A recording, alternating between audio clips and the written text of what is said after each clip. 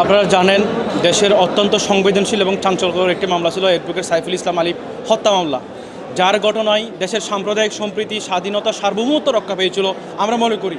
সেই এরকম একটি চাঞ্চল্যকর অত্যন্ত সংবেদনশীল মামলা আজকে প্রায় 1 বছর হয়ে গেল, এখনও রাষ্ট্র বিচার শুরু করতে পারে নাই।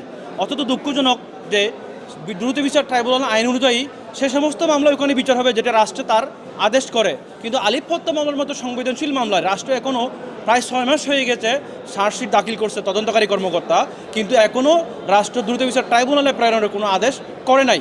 আমি অত্যন্ত দুঃখ এবং পরিতাপের সাথে সরকারের কাছে আবেদন করব, সরকারকে বুদ্ধোদয় হওয়ার জন্য যে দ্রুত সময়ের মধ্যে এই মামলাটি যেন নিষ্পত্তি হয় এবং একজন আইনজীবী যিনি আইন কর্মকর্তা, যিনি প্রকাশ্য দিবালোকে একটা মব জাস্টিসের মধ্যে গিয়ে ওনাকে অত্যন্ত নৃশংসভাবে হত্যা করা হয়েছে, সে হত্যা মামলা, যার হত্যা মামলায় প্রধান উপদেষ্টা থেকে শুরু করে দেশের রাজনৈতিক দল থেকে শুরু করে দেশ বিদেশের প্রবাসীরা আতঙ্কগ্রস্ত হয়েছে, নিরাপত্তা আইন শৃঙ্খলার বিঘ্নিত হয়েছে এবং বিচার ব্যবস্থাকে চরমভাবে প্রশ্নবিদ্ধ করেছে। সেই আইনজীবী হত্যা মামলা যদি এভাবে বছর ঘুরে যদি ট্রায়ালে না হয়, তাহলে এটা সে তো দুঃখজনক। এই গণ অভ্যুত্থান পরিবর্তে বাংলাদেশে আর হয় না।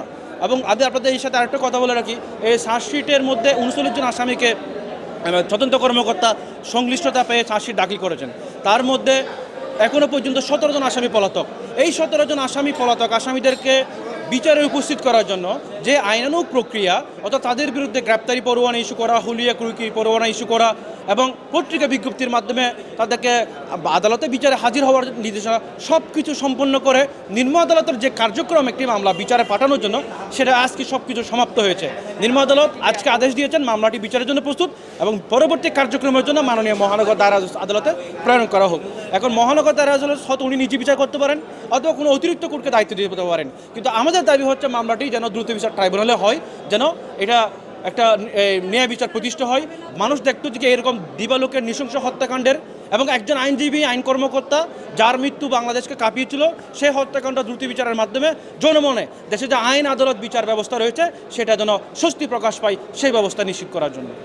টানা তৃতীয়বার অর্জন করেছে দেশের সেরা সুপার ব্র্যান্ড স্বীকৃতি বসুন্ধরা টিস্যু। সরকার চাইলে তো বাজে, এগুলো কোনো ব্যাপার না। সরকার তো আন্তরিকতা না বোধ হয়, সেই যে মনে করছে এখন। আর নইলে 1 বছর 2 মাস হয়ে গেছিলো, দিন দুপুরে একটা ঘটনা, একটা আইনজীবী কোর্ট বিল্ডিংয়ে, অন্য জায়গাতে এক কথা, আর কোর্ট বিল্ডিংয়ের ঘটনা, ওগুলো তো সরকার থেকে জরুরি আমলে নেওয়া দরকার। যে হত্যাকাণ্ড সারা বাংলাদেশ, সারা পৃথিবীতে আলোড়ন সৃষ্টি হয়েছে, এত দেরি হচ্ছে। সরকার আন্তরিকতার মনে দুর্বলতা আছে বোধহয় কোনো দিক দিয়ে, সেটা মনে হচ্ছে।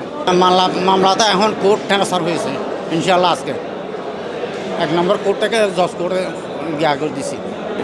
মামলার আরও 17 জন আসামি পলাতক আছে। এর জন্য আমরা বলতেছি যে যেন দ্রুত যেন গ্রেপ্তার করার জন্য, আর বিচারটা যেন দ্রুত টাইমলাইনে নিয়ে যেন সমাপ্ত করার জন্য সরকার আছে বিশেষভাবে আবেদন করতেছি। আমাদের তো এইটা সরকার প্রশাসনের কাছে একান্ত অনুরোধ, ওইটা যেন সহসা যেভাবে হোক গ্রেপ্তার করার মতো।